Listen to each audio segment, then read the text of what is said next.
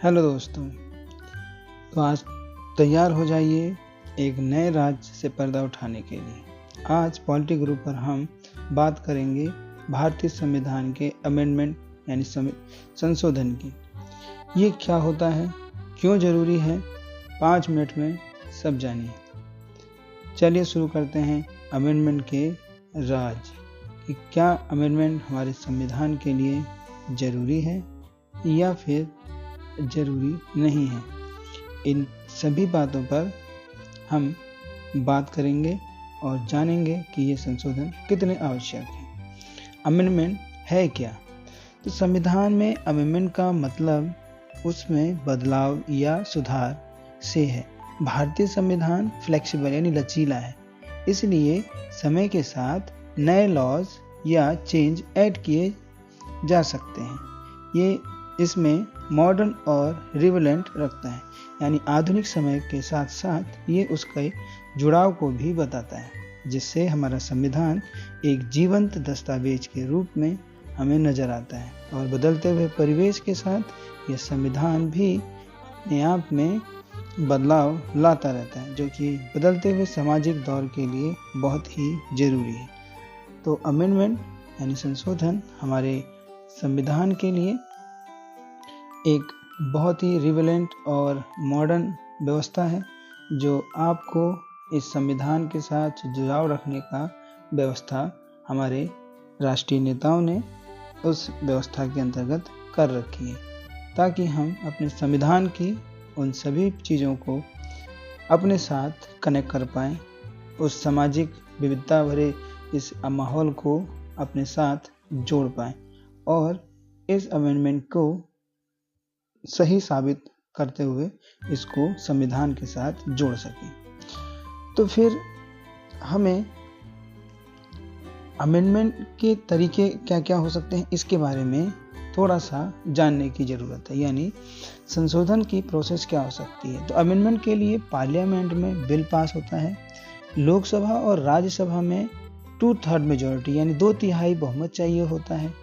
कुछ केसेस में स्टेट की अप्रूवल यानी जो राज्य सरकारें होती हैं उनकी सहमति भी जरूरी होती है।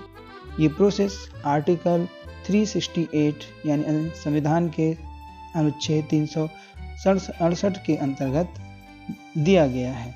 यानी ये आर्टिकल 368 में दिया गया है कि किस तरीके से आप इस संशोधन को कर सकते हैं और ये संशोधन हमारे संविधान में संशोधित होकर जुड़ सकता है, ताकि आप उस नए कानून की नई व्यवस्था को आप देख सकते हैं। आपने भी वर्तमान में देखा कि किस तरीके से जैसे हमारे जम्मू कश्मीर को केंद्र शासित राज्य बनाया गया, किस तरीके से वक्फ कानून को एक कानूनी जामा पहनाया गया, या संशोधन की जो ये प्रक्रियाएं हैं ये कुछ यही बताने के प्रयास करती हैं कि कैसे हम अपने संविधान के अंतर्गत बदलते हुए सामाजिक परिवर्तन के साथ साथ उन सभी चीज़ों में बदलाव करके उसके साथ एक नए आधुनिक समय को जोड़ सकें। तो अमेंडमेंट हमारे लिए इम्पोर्टेंट क्यों है? अब तक हमने अमेंडमेंट यानी संशोधन लगभग 105 संशोधन हो चुके हैं। उनमें से हम कुछ खास अमेंडमेंट के ऊपर ही चर्चा करेंगे। जो अब तक 105 अमेंडमेंट हो चुके हैं वो हमारे इस संविधान को कुछ खास बनाते हैं, और कुछ इम्पोर्टेंट जो हमारे पास व्यवस्था है उनको हम इस तरीके से देख सकते हैं कि जैसे 42 अमेंडमेंट यानी जो 42वां संशोधन हुआ 1976 में, वो हमारे फंडामेंटल ड्यूटीज ऐड किए गई हैं।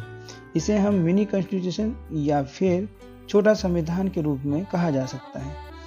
इसी तरीके से 44th अमेंडमेंट 1978 में, जो कि 44वें संविधान संशोधन 1978 के अंतर्गत आता है, इसके अंतर्गत राइट टू प्रॉपर्टी को फंडामेंटल राइट से हटा दिया गया। यानी आपके संवैधानिक अधिकारों के तहत जो हमारे पास 6 मौलिक अधिकार हैं, उनमें पहले कभी 7 मौलिक अधिकार हुआ करते थे। 1978 में इस मौलिक अधिकार 7वें मौलिक अधिकार को हटाते हुए 44वां संविधान संशोधन करके उसे 6 रखा गया, और इसे यानी संपत्ति के अधिकार को मौलिक अधिकारों की सूची से हटा दिया गया। 73 और 74 अमेंडमेंट 92 ये पंचायती राज और नगर पालिका को शक्ति प्रदान की गई है। इस तरीके से ये अमेंडमेंट हमारे लिए क्यों जरूरी है। अमेंडमेंट यानी संशोधन भारतीय संविधान की एक प्रकार से एक वो रूपरेखा है जो भारतीय संविधान को भारतीयता के महत्व को पहचानने में महत्व प्रदान करती है। अमेंडमेंट संविधान को समय के साथ अपडेट रखता है, या ये सोशल चेंजेस जैसे वुमेन रिजर्वेशन या इकोनॉमिक रिफॉर्म्स जैसे कि जीएसटी को रिफ्लेक्ट करते हैं। इनके बिना संविधान पुराना पड़ सकता है। हमारे पुराने समय में हमने कभी भी ये नहीं महसूस किया था कि क्या वुमेन रिजर्वेशन की आवश्यकता हमारे देश को है कि नहीं, और जिस तरीके से हमारे यहाँ वुमेन रिजर्वेशन की यानी महिला आरक्षण की आवश्यकता को नज़र दिया गया या उसको महत्व दिया गया, उसका असर आज हमें देखने को मिलता है। आज महिला आरक्षण के अंतर्गत हमें लोकसभा के अंतर्गत वो 33% आरक्षण की सुविधा देते हुए महिलाओं को निर्णायक भूमिका में शामिल किया गया। पर इकोनॉमिकल रूप से देखें तो जो एक रिफॉर्म के रूप में जीएसटी शामिल की गई, ये भी हमें सामने नजर आता है, जिसका संशोधन संविधान के माध्यम से करके भारत की इकोनॉमी को एक बेहतर और सुदृढ़ मजबूत बनाने की व्यवस्था की गई। तो अमेंडमेंट होता क्या है? तो संविधान में अमेंडमेंट का मतलब है उसमें बदलाव या सुधार करना। भारतीय संविधान फ्लेक्सिबल है, लचीला है, इसलिए समय के साथ नए लॉज या चेंजेस ऐड किए जा सकते हैं ताकि ये प्रिवेलेंट रहे, यानी उसके साथ ये उसकी वैधता बनी रहे, जिससे हम समाज और अपने संविधान दोनों को एक साथ जोड़कर देख सकें। ये ऐसा महसूस नहीं हो कि संविधान कोई और बात करे और समाज किसी और दिशा की तरफ चल रहा हो। समाज और संविधान दोनों के बीच में तालमेल हमेशा जुड़ा रहे, बना रहे, और उसका लाभ समस्त जनता को पूरी तरीके से मिलता रहे। इससे हमें ये फायदा होगा कि समाज हमारा संविधान के ऊपर अपने विश्वास को बनाए रखेगा, और जिस तरीके से हम संविधान के साथ जुड़कर अपने देश को, अपने राष्ट्र को एक बेहतर परिस्थिति की तरफ ले जा सकते हैं, तो संविधान वो हमारा माध्यम बन सकता है जिससे हम अपने देश को एक नई ऊंचाइयों, नई व्यवस्थाओं के अंतर्गत जोड़ सकते हैं। तो अमेंडमेंट हमारे लिए यानी संशोधन हमारे लिए निहायत ही बहुत ही ज़रूरी हैं, जो कि हमें उसके साथ जोड़े हुए रखते हैं। तो दोस्तों, ये भारतीय संविधान के निर्माण के सफ़र का वीडियो आपको पसंद आया तो कमेंट में बताएं, लाइक करें, शेयर करें और सब्सक्राइब करें। अगले वीडियो में हम संविधान के फीचर्स को डिस्कस करेंगे, यानी जो उसके और फीचर्स हैं उनके बारे में हम पढ़ेंगे, बताएंगे, जानेंगे कि उसके अंतर्गत और क्या क्या चीज़ें हैं, किस तरीके से हम संविधान को अपने साथ बेहतर बना सकते हैं, जोड़ सकते हैं।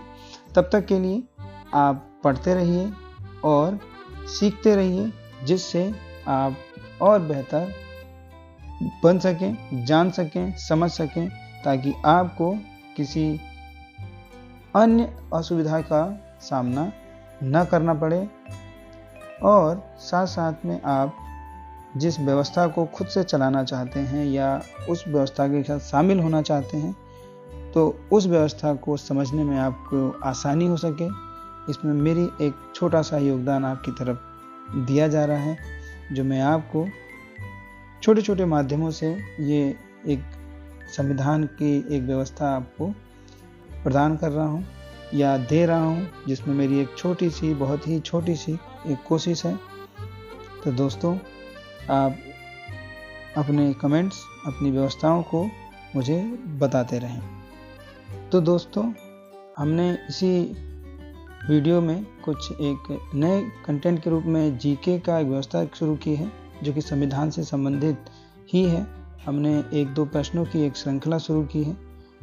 आप इन्हें पढ़ें, इनके उत्तर दें, कमेंट बॉक्स में इनके उत्तर बताएं और कुछ अपने सुझाव दें इन प्रश्नों को आप रोक कर वीडियो पॉज करके देख सकते हैं और अपने सुझाव भी दें, साथ साथ में अपने कमेंट्स भी शेयर